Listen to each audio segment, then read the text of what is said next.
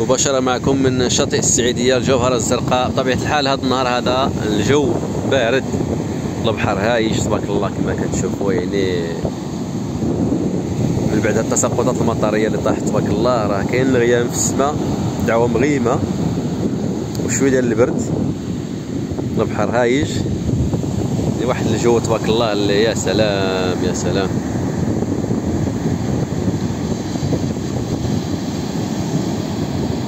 شاطئ السعيدية بين الحدود المغربية والجزائرية، مسمى بشاطئ السعيدية الجوهرة الزرقاء، متميز بالنقاء ديالو تبارك الله. 14 كيلومتر طول ديال هذا البحر هذا، 14 كيلومتر تقريبا رملة، يعني 14 كيلومتر رملة، ما فيه لا حجر لا حتى شي حاجة، يعني كما كتشوفوا يعني تبارك الله وكيمتاز تبارك الله بالنقاء ديالو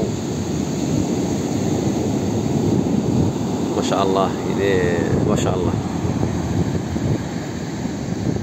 والجميل في هذا البحر هذا هو يعني على الحدود المغربية والجزائرية، اللي ما كيبعدش بزاف على مدينة بركان بواحد 28 كيلومتر تقريبا، وعلى شاطئ راس الماء واحد 18 كيلومتر اقليم الناظور.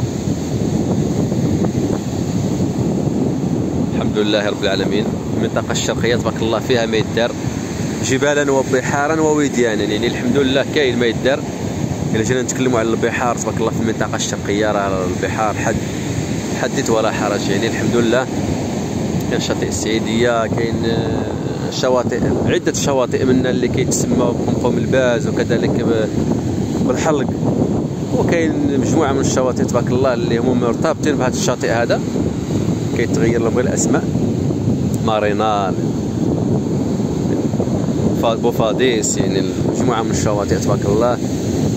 وكذلك إلا جينا ندخلوا على الإقليم الناظور عاود كنتلاقاو يعني راس الماء، كنتلاقاو سيد البشير، كنتلاقاو رامي الروج، كنتلاقاو يعني مجموعة من الشواطئ حتى الجهة اللي مليها ديال القرية، وندخلوا عاود الناظور، وما ننساوش عاود ندخلوا الحسيمة، يعني البحر الابيض المتوسط تبارك الله اللي معروف هنايا. وكذلك الا مشينا لجبالا، يعني السياحه الجبليه تبارك الله كما كتشوفوا، يعني ما نساوش تافوغات، ما نساوش الزقزل، ما نساوش يعني الجبال تبارك الله ديال عين المو. كذلك يعني الحمد لله المغرب ديالنا اللهم لك الحمد لله، الحمد لله راه فيه ما يدار بالنسبه للسياحه الجبليه كذلك والسياحه البحريه، الحمد لله.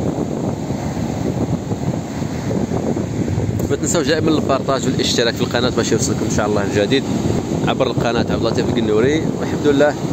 اذا هذه هي جولتنا الصباحيه، كما كتشوفوا الجوله ممتعه تبارك الله الى الشاطئ السعيديه، باش نقول لكم هذا البث المباشر باش تكتشفوا معنا المكان، يعني تكتشفوا كذلك الاجواء تبارك الله ديال الشاطئ. اللهم بارك، اللهم بارك. تحياتي لكم، نهاركم مبروك.